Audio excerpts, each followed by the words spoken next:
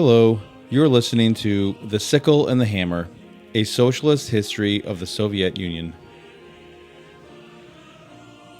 Episode 3, Cast of Characters.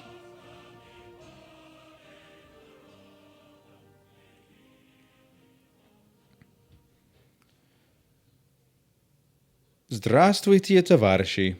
Hello, comrades, and welcome back. As you can tell from the length of this episode, after two back-to-back theory-heavy and long episodes, today we're keeping it relatively simple. Our goal today is to introduce some of the big players we will encounter in the Russian Revolution portion of our narrative. We won't be going through an exhaustive list of all the parties or a complete breakdown of their ideologies, because that would end up being probably the longest episode of the entire series, and, well, we need a break. Instead, we're going to focus on five main players: the Tsar, the Cadets, the Socialist Revolutionaries, the Mensheviks, and the Bolsheviks. We'll discuss the most salient points of each, as well as some of the big names that will come up as we go forward. Without further ado, let's get into it. The Tsars as a political institution stretched back nearly 400 years in Russian history, and for that entire time, they had acted as absolute monarchs. From the first Tsar, Ivan the Terrible, to Peter the Great, Catherine the Great, and straight through to our man in the Russian Revolution, Nikolai II, the Tsars of Russia wielded an authority that was more complete than almost anywhere else on earth. Of course, even when you are sitting that high up on the pyramid, you don't wield truly absolute authority. Being Tsar, King, or Emperor always requires skill. Skill at governing, skill at diplomacy, skill at balancing the different and sometimes competing interests around you. Some of the Tsars, Peter III and Pavel I, for example, were not skilled enough to avoid being overthrown and killed. But Nikolai II, well, he takes the pierogi when talking about rulers lacking the necessary skill to rule. When the wheel of fortune finally landed on Nikolai and he became Tsar, he felt the weight of his ancestors on his shoulders.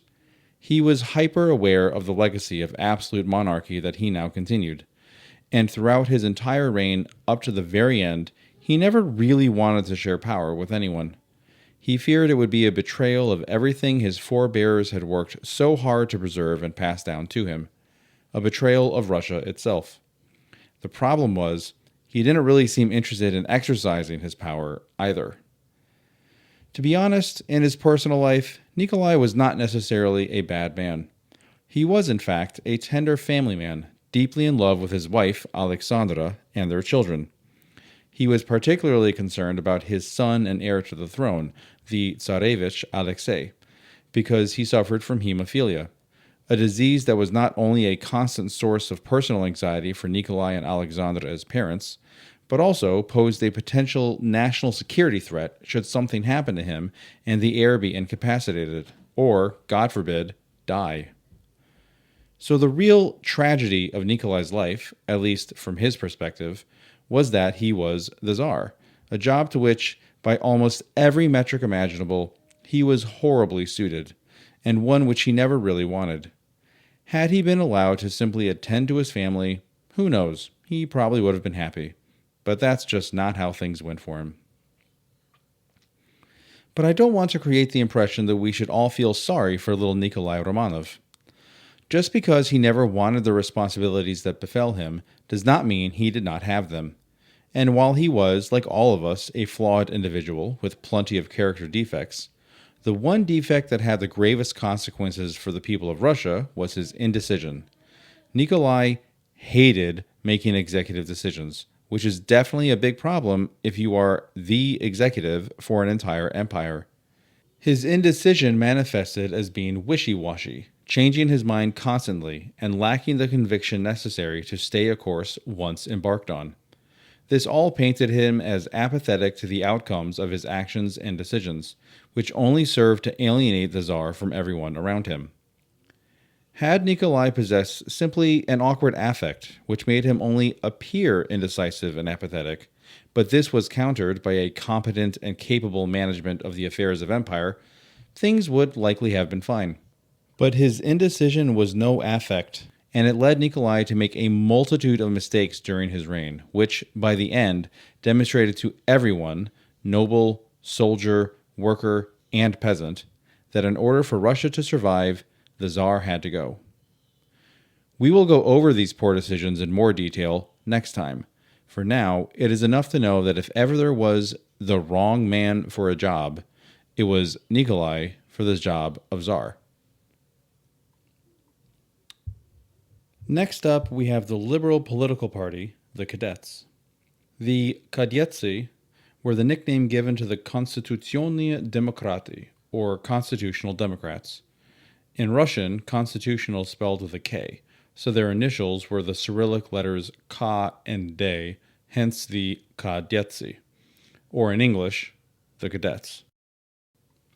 As I said, this party represented the Russian liberals, insofar as there were any Russian liberals to speak of. The liberal tradition in the Russian Empire went back over 100 years before 1917.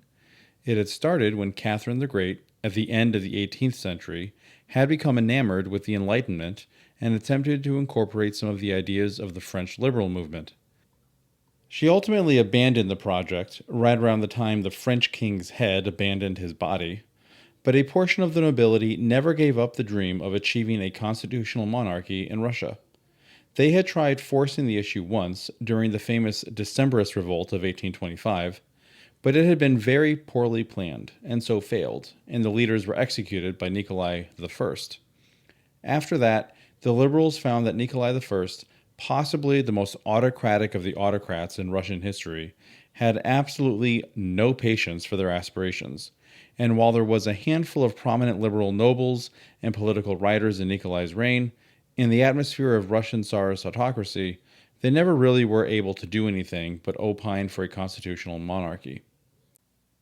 The liberals as a group included some of the noble aristocracy, as well as the educated professionals, known as the intelligentsia, and upper classes who were just well off enough and considered themselves capable enough to feel like they should have a say in how the empire was run, but were not actually part of the ruling minority, and so were institutionally and legally barred from having any input.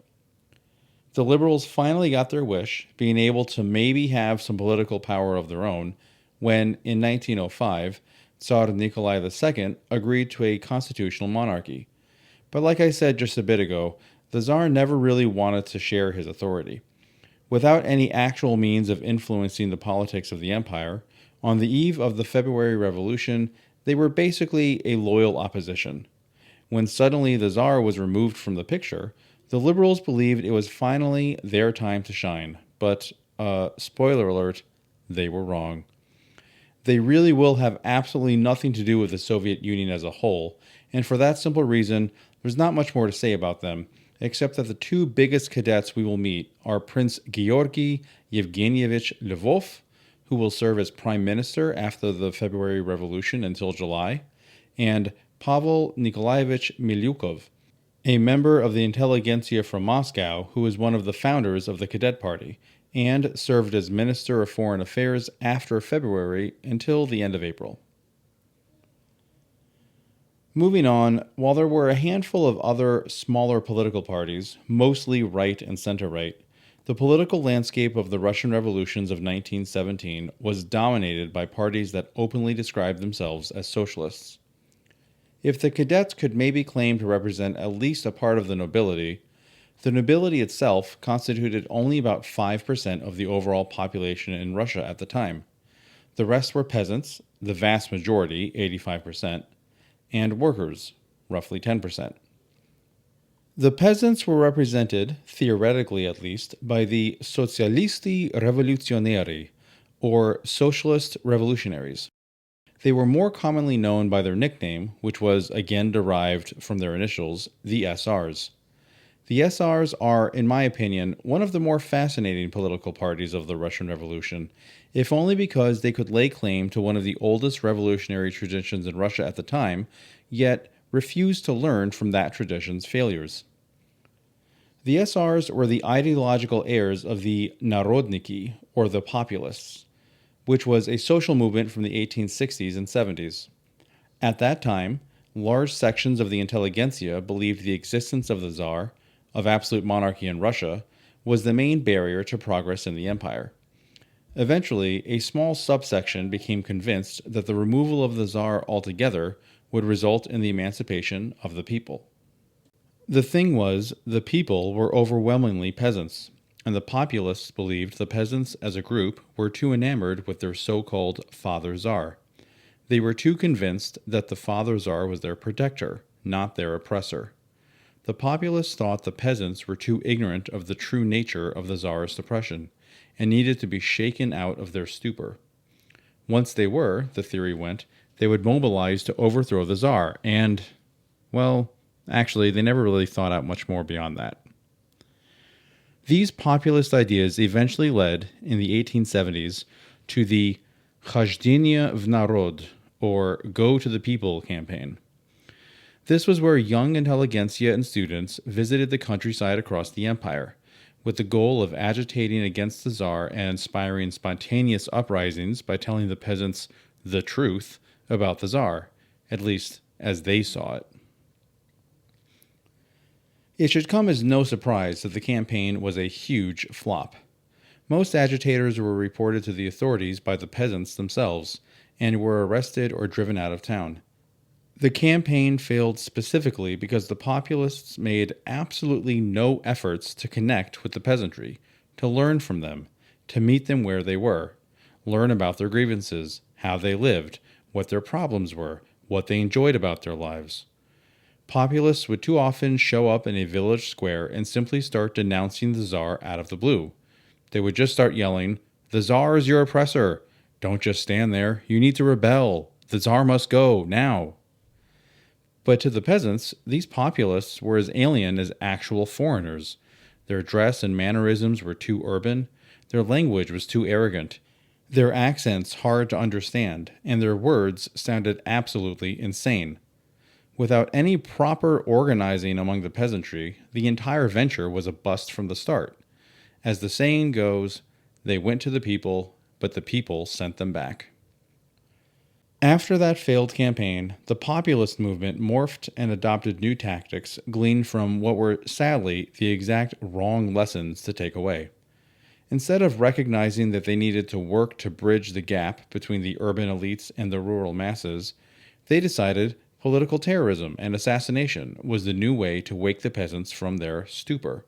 And so they embarked on a campaign to assassinate as many officials in the Tsarist bureaucracy as possible, including the Tsar himself. The Tsar in question was Alexander II, and he became the target of 6 separate attempts on his life.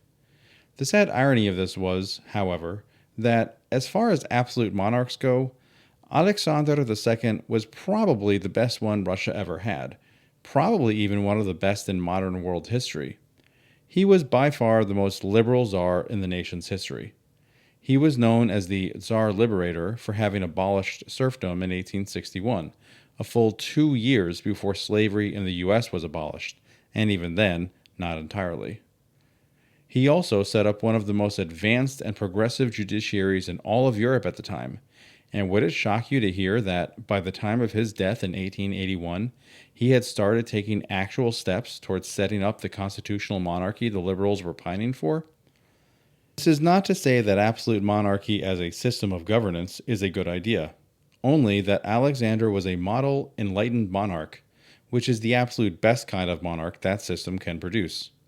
Which is why I do think it was a tragedy when Alexander was eventually assassinated on the 1st of March, 1881, when a member of a terrorist group, Narodnaya Volya, or the People's Will, threw a bomb at his carriage. Alexander was literally blown in half, with his legs missing and his torso ripped open. He survived the blast, only to be carried to the Winter Palace, where he died in the same room he had signed the Emancipation Proclamation for the serfs, almost exactly 20 years to the day prior. Yet again, however, the revolutionaries had miscalculated.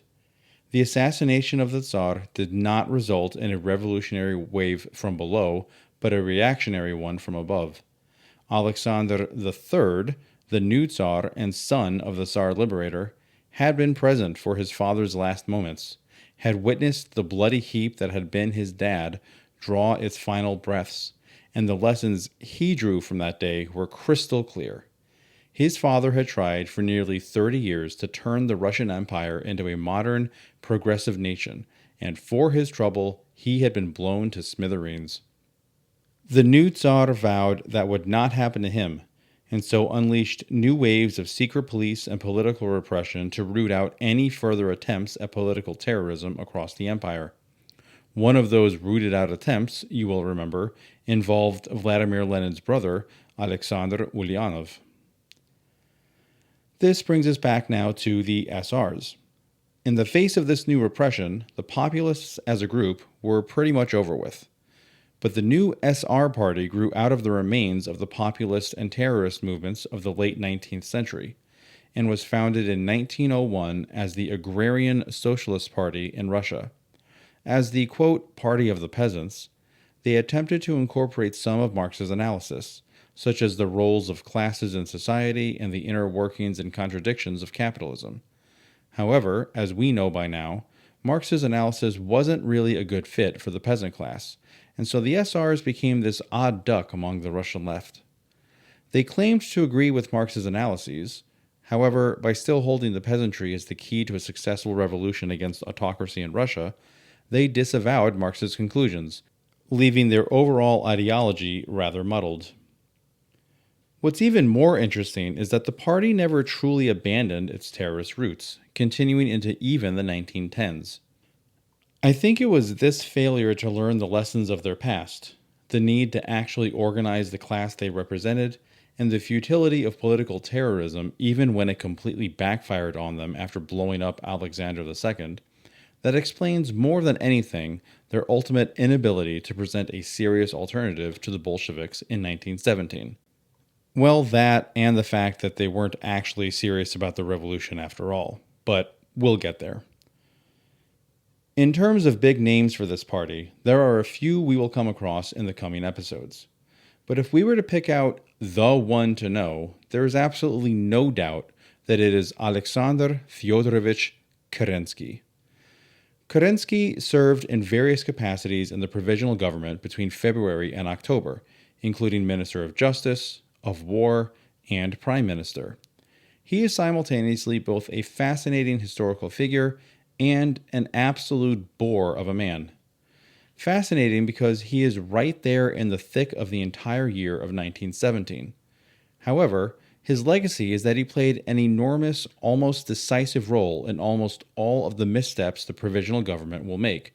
The June Offensive, which is sometimes called the Kerensky Offensive since he was at the time Minister of War, his ascendancy to the office of Prime Minister after the July days, his absolutely bizarre and nearly catastrophic flirtation with military dictatorship at the end of August, and then, finally, his foolish and ignorant political maneuvering in September and October that will finally drive a critical mass of people across the country into the Bolshevik Party. In many ways, he was the Nikolai of the provisional government, an individual who somehow found himself at the center of absolutely critical world historical events, but was unequivocally not up to the tasks. And so he just kind of blindly groped his way through them until, very suddenly, he was no longer at the center, but on the outside looking in. But I myself think he's paradoxically a boring individual. Kerensky just kind of wound up where he did. He was not a particularly adept politician or firebrand speaker in the SR party. Hell, he was barely even a member of the SRs. He just kind of said he was affiliated with them, and the SRs never denied it. Now, to be fair to Kerensky, sure, before the revolution, he'd made a name for himself as an attorney for revolutionaries, defending them in court from Tsarist prosecution. And his public speaking, while not as electrifying as Trotsky's, was certainly eloquent enough. But after the February Revolution, he does not command any great respect from the parties or the politicians. He does not distinguish himself as a master politician or negotiator. He straddles both the Petrograd Soviet and the provisional government, acting as a bridge between the two bodies while enacting a dampening influence on the more radical elements of the Soviet on behalf of the provisional government. But now I'm just getting ahead of myself. The main thing to know here is that Alexander Kerensky will be there for the entirety of the Russian Revolution of 1917, playing a pivotal role at many crucial junctures. But in the end, he will be remembered either as one of the most disgraceful, ineffective, and hated politicians of his time, or the dunce who wound up losing the revolution to Lenin. Actually, come to think of it, it's probably both. This leaves us with just one more party to introduce, but really it is two more parties. So we are going to take a quick break, and then we will be back to talk all about the Russian Social Democratic Labor Party.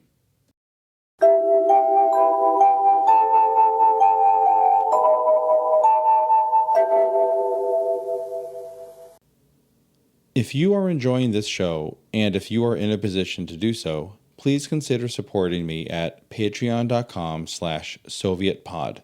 As I am just starting out, I do not yet have Patreon exclusive material. However, if the Patreon page attracts enough attention, that will definitely change. Please also leave a review and rating on whichever podcast platform you are using, and please share the show with anyone you think might be interested. The more we get the word out, the more our community grows. Now, back to the show.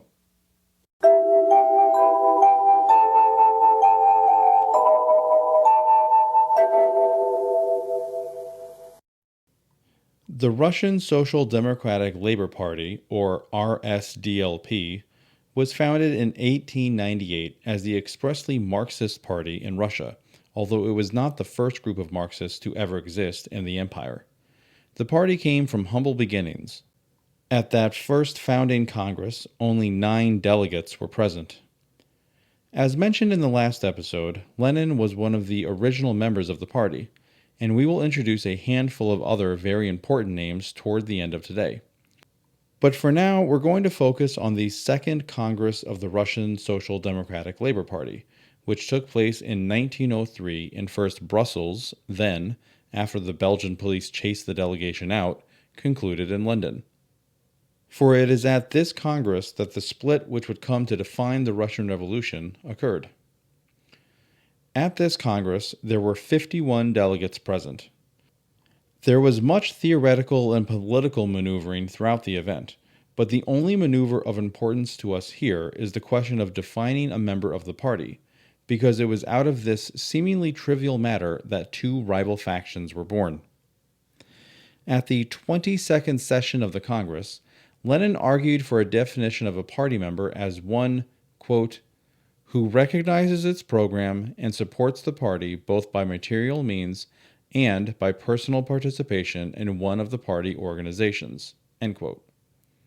Another member, Julius Martov, argued that a party member could be anyone, quote, who accepts its program, supports the party by material means, and who renders it regular personal assistance under the direction of one of its organizations, end quote.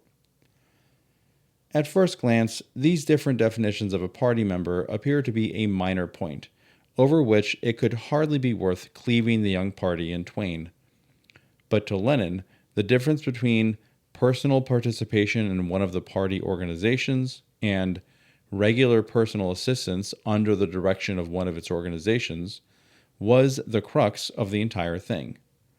Regular personal assistance was too vague and lax a definition.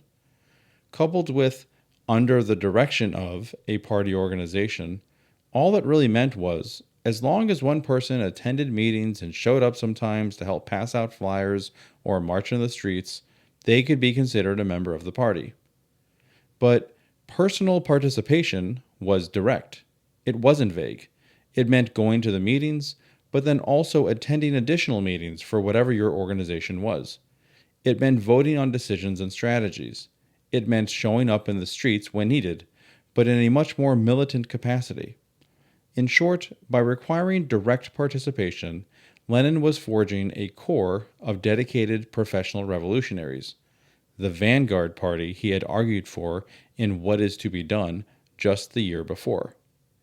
Requiring all members of the party to participate directly in the party's activities and committees would, Lenin believed, ensure commitment and prevent casual hangers-on from joining the party.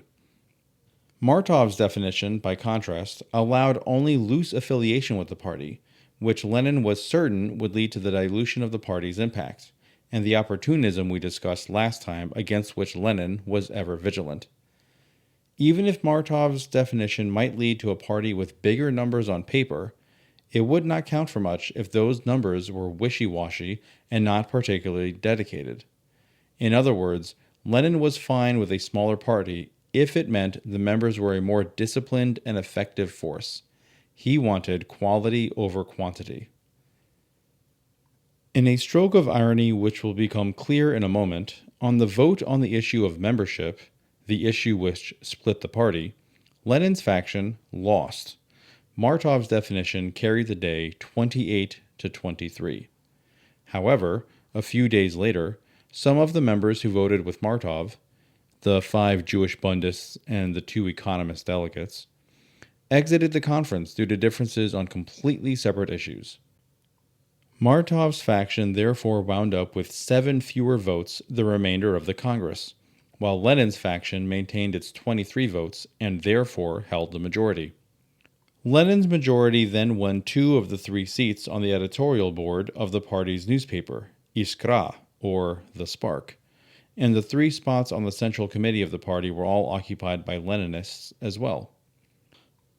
It is from the final tally of holding majorities on the Central Committee and the editorial board of the party newspaper that we get the names Bolsheviki and Mensheviki, or Bolsheviks and Mensheviks.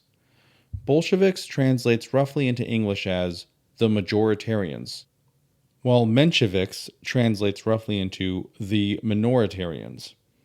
Lenin created the labels as a piece of propaganda to elevate his own faction over Martov's, which is why it is ironic that the Bolsheviks actually lost the vote that led to their faction being created in the first place. But the supreme irony of this is that, until the events of 1917, the Bolsheviks were actually consistently the minority faction in the RSDLP.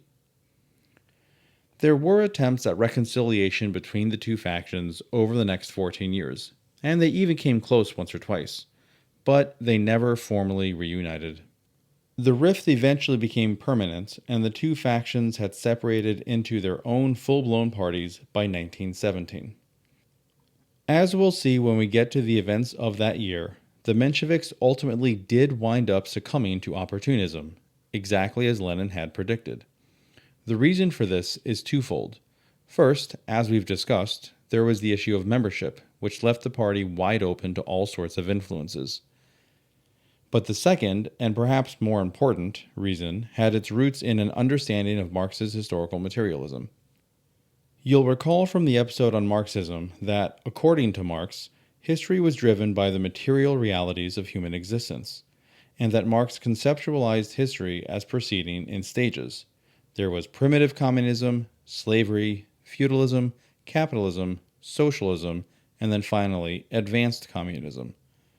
In the early 20th century, these stages were taken as almost axiomatic.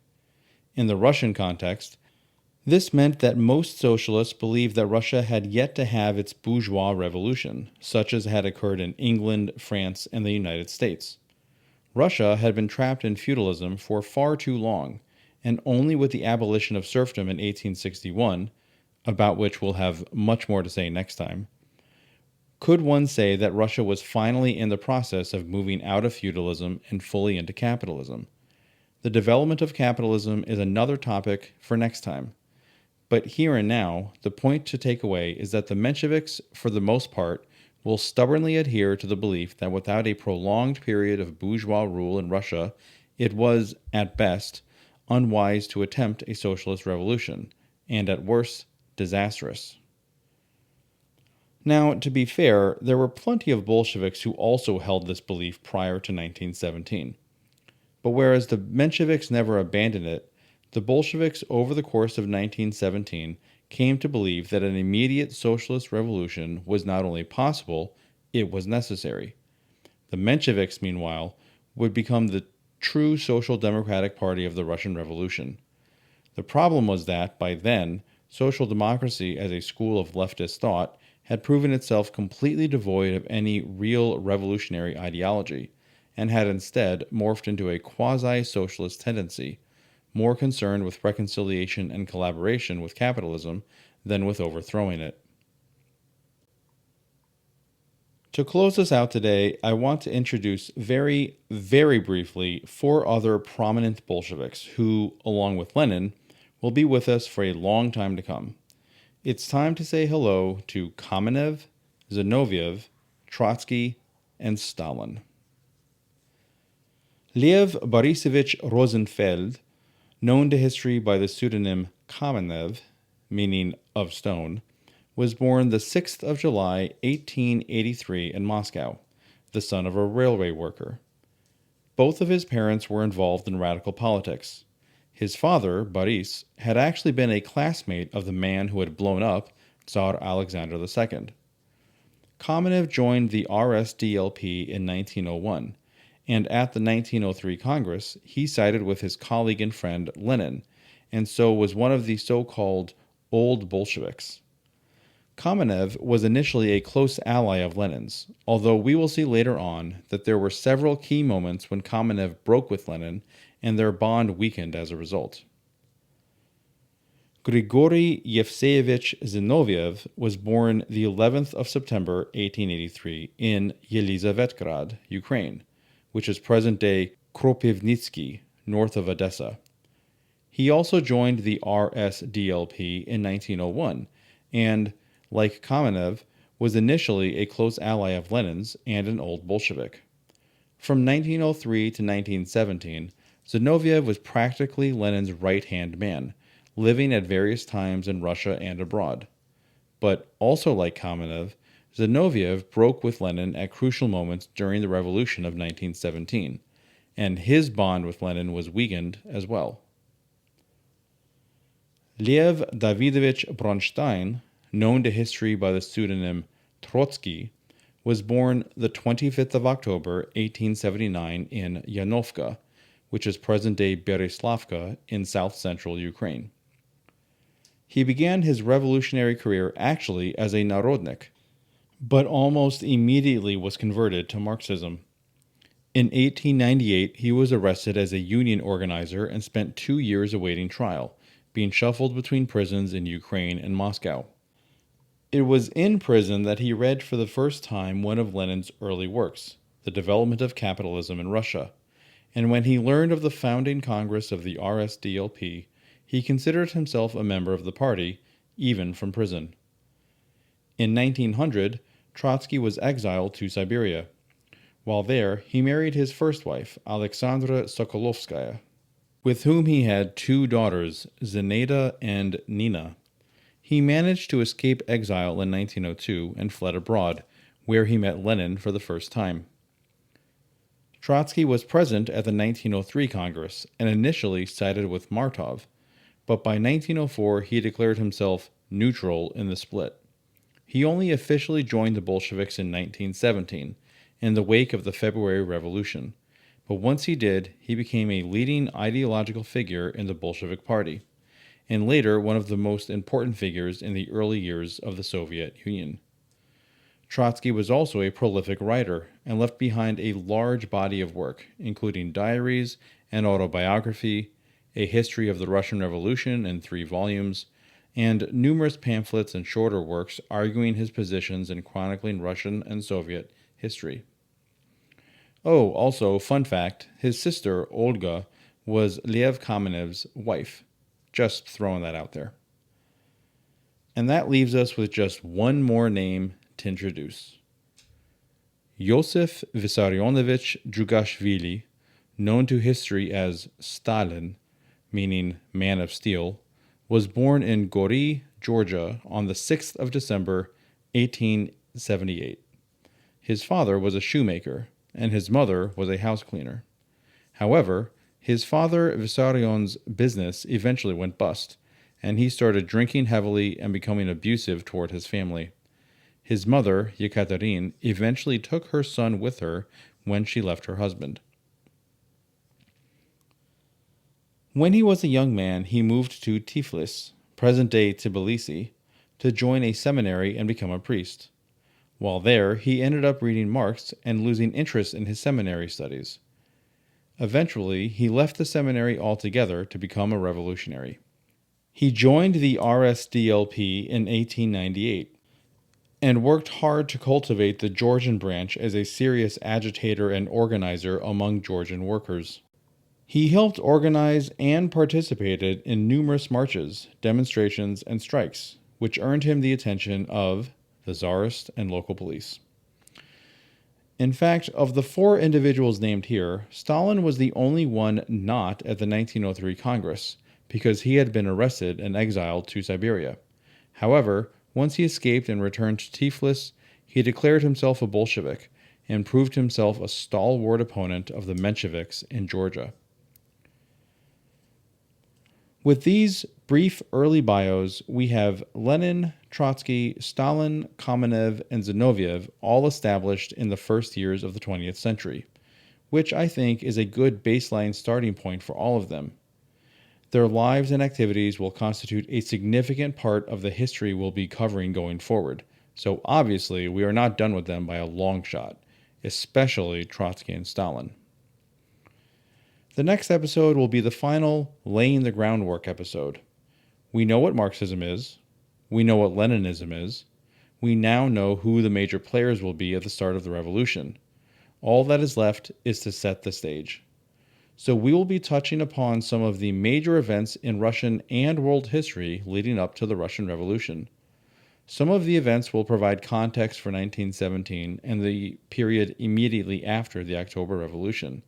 Some of them will provide a lens through which we can examine the Soviet Union and understand the motivations of the actors. The usual disclaimer applies that it will necessarily be a cursory glance and lots of details will have to be omitted. But by the end of it, I promise you, we will be strapped in and ready to go. Thank you so much for listening. All translations from the Russian text are provided by me unless otherwise noted. Any errors or inaccuracies are therefore my own. If you are enjoying this show, and if you are in a position to do so, please consider supporting me at patreon.com/SovietPod. Any amount helps and is greatly appreciated. This entire project is run only by me in my spare time, and in practicing my anti-capitalist values, I will never run ads. So regular contributions allow me to devote more time, energy, and resources to making the show the best it can be. Please also leave a review and rating on whichever podcast platform you are using, and please share the show with anyone you think might be interested. The more we get the word out, the more our community grows. If you'd like to get in touch, you can write me at sovietpod@gmail.com. I hope you enjoyed this episode of The Sickle and the Hammer, a socialist history of the Soviet Union. Do svidaniya.